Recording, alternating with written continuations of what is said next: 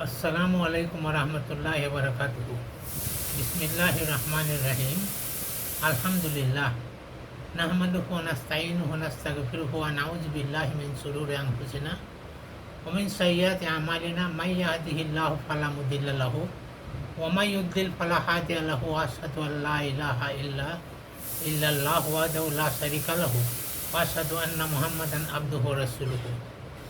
या अय्युहल्लज़ीना आमनुत्तकुल्लाहा हक्का तुकातिही व ला तमूतुन्ना इल्ला व अंतुम मुस्लिमून।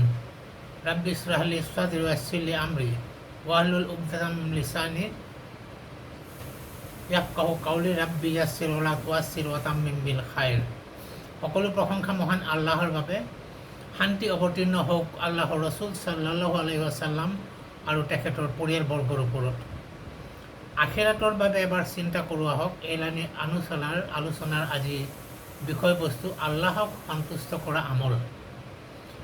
মাথো এটা আমলে এটা কামে আল্লাহ তালাক ইমান বেছি সন্তুষ্ট কৰি তোলে যে আল্লাহ ৰাব্বুল আলামিনে তেওঁৰ সকলো পাপ, সকলো গুনাহ, সকলো অন্যায় কাম মাফ কৰি দি জান্নাত দিয়াৰ সিদ্ধান্ত লয়।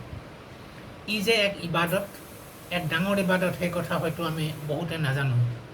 কোৰআন মজিদত মহান আল্লাহে কৈছে, ইন্নাল্লাহা ইউহিব্বুল মুহচিনিন, সূৰা মাইদা আয়াত নম্বৰ 13।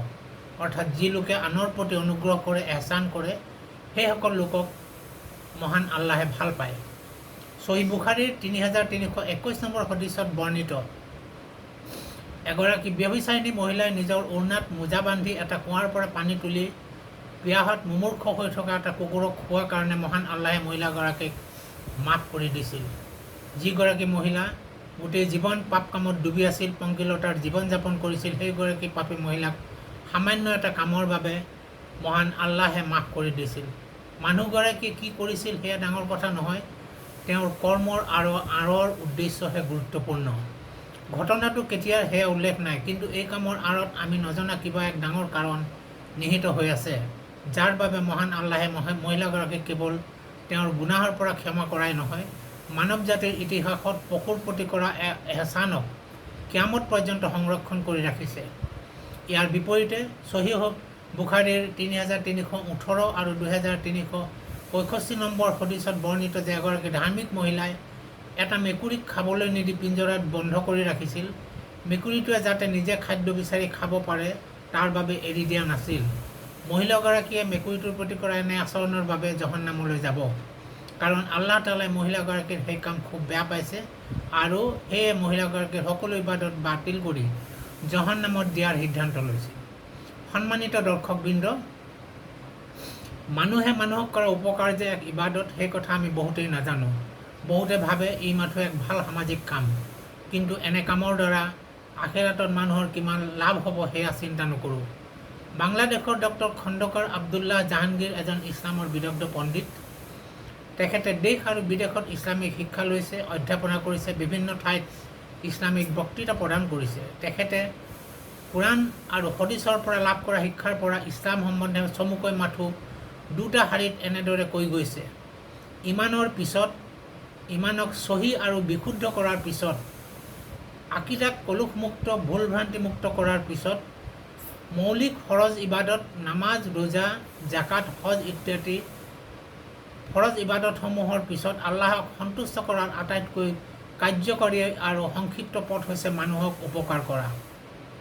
এয়া হ'ল এটা শাৰী, আৰু আনটো হ'ল কুফুৰৰ পিছত আল্লাহৰ প্ৰতি অবিশ্বাস, চিৰকৰ পিছত ডাঙৰ ডাঙৰ অপৰাধ, কবিৰা গুনাহৰ পিছত আল্লাহ তাআলা আটাইতকৈ বেছি অসন্তুষ্ট হোৱা কাম হ'ল মানুহক কৰা ক্ষতি।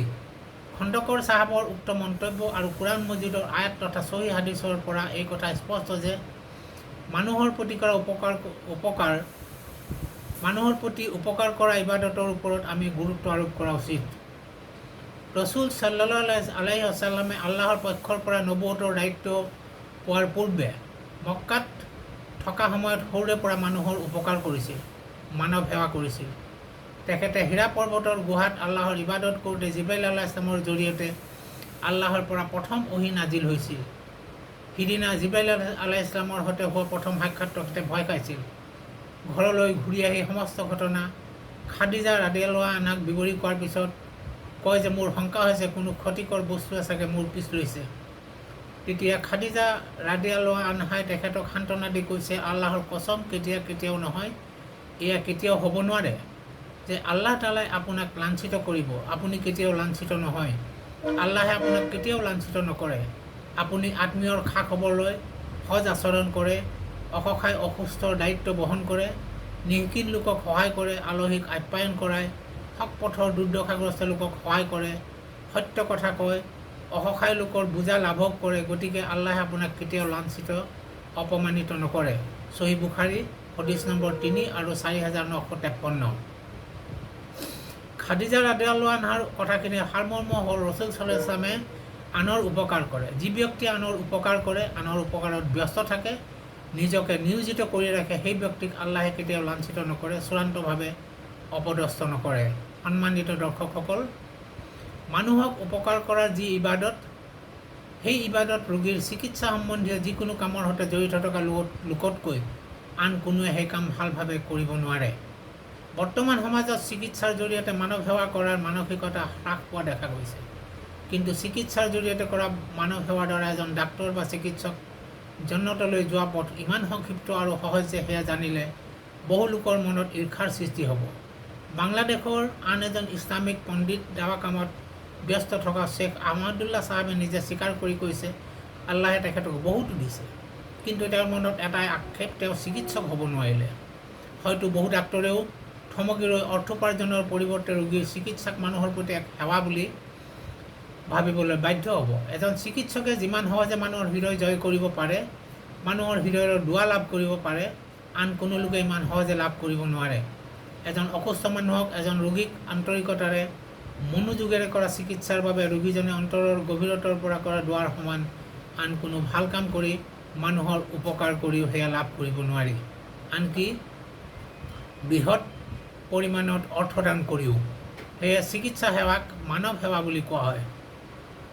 সহিহ বুখাৰীৰ 5649 নম্বৰ হদিছত ৰাসূল সাল্লাল্লাহু আলাইহি ওয়াসাল্লামে কৈছে, ক্ষুধাৰ্থক খাদ্য দিয়া, ৰোগীক সেৱা কৰা আৰু কষ্টত পৰি থকা লোকক উদ্ধাৰ কৰা।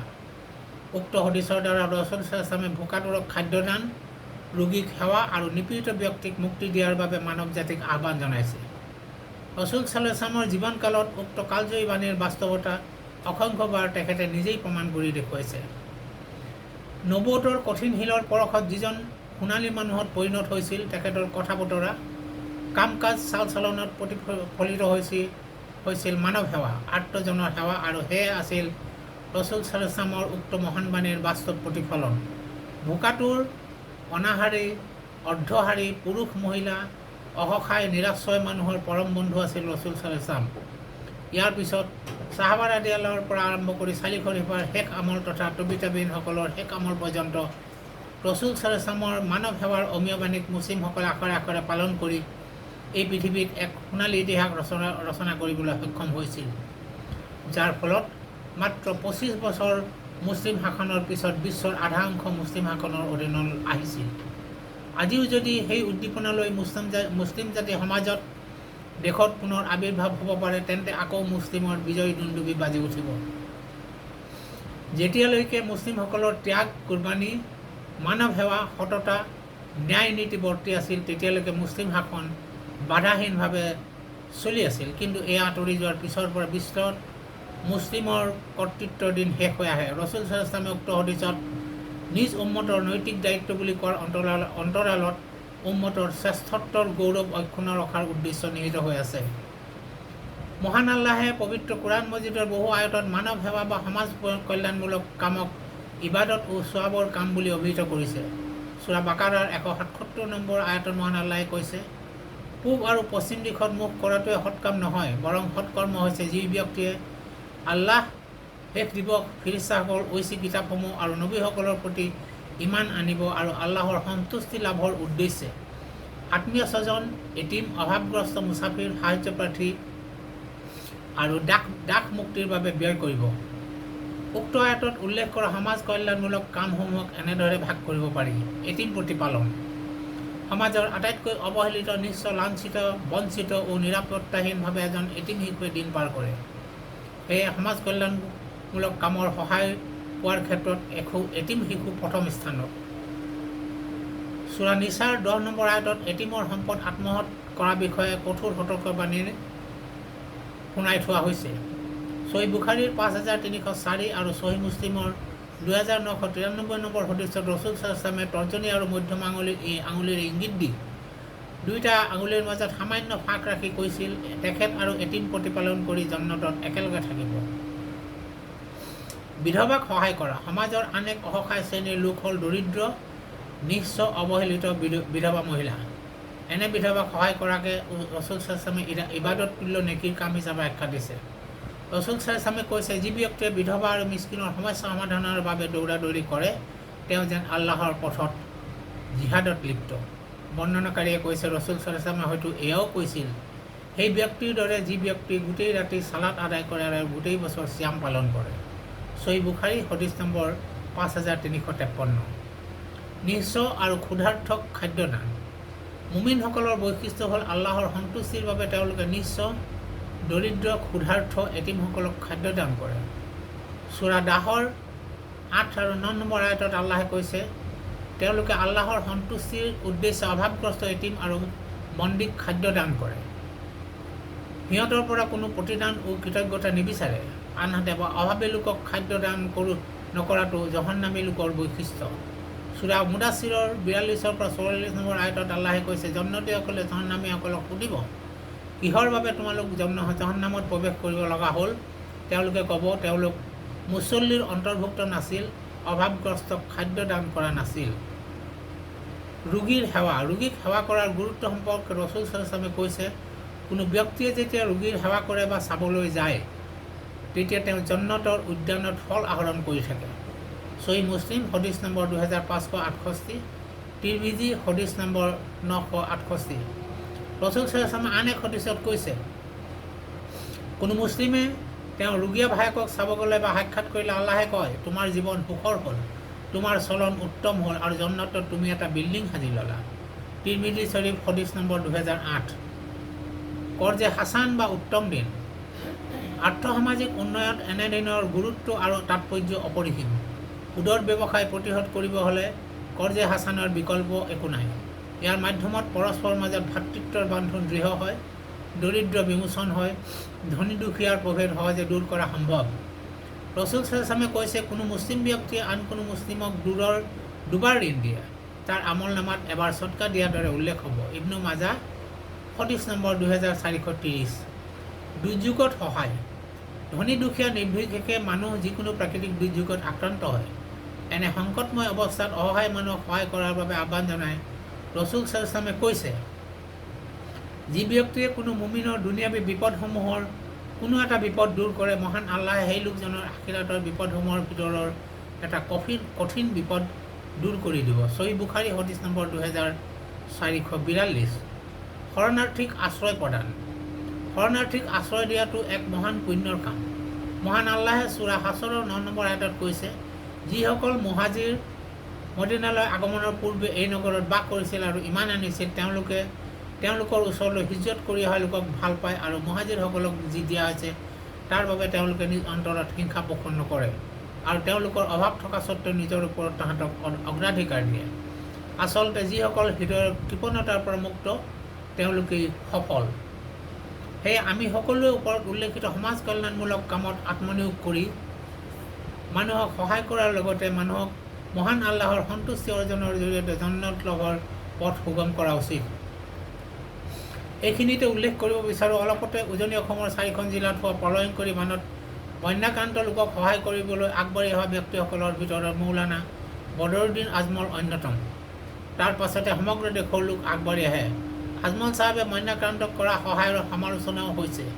তেখেত এজন ইছলাম ধৰ্মী লোক হিচাপে আল্লাহৰ বাণী আৰু ৰসুল সাল্লাল্লাহু আদৰ্শ মানি চলে। বন্যাক্ৰান্তক সহায় কৰা ওপৰত উল্লেখিত মানুহৰ উপকাৰসমূহৰ ভিতৰত ক্ষুধাৰ্থক খাদ্যদান, প্ৰাকৃতিক দুৰ্যোগত আক্ৰান্ত লোকক সহায় আৰু শৰণাৰ্থীক আশ্ৰয় প্ৰদানৰ অন্তৰ্ভুক্ত। যি কামে তেখেতক আখিৰাতত জন্নত লাভ কৰাত সহায় কৰিব বুলি ক'ব পাৰি, মহান আল্লাহে অৱশ্যে ভালকৈ জানে। মহান আল্লাহে আমাক মানুহৰ উপকাৰ কৰাৰ আৰু সমাজ কল্যাণমূলক কাম কৰাৰ তৌফিক দিয়ক। আমিন। আখিৰু দাৱানা আনিল হামদুলিল্লাহি ৰাব্বিল আলামিন।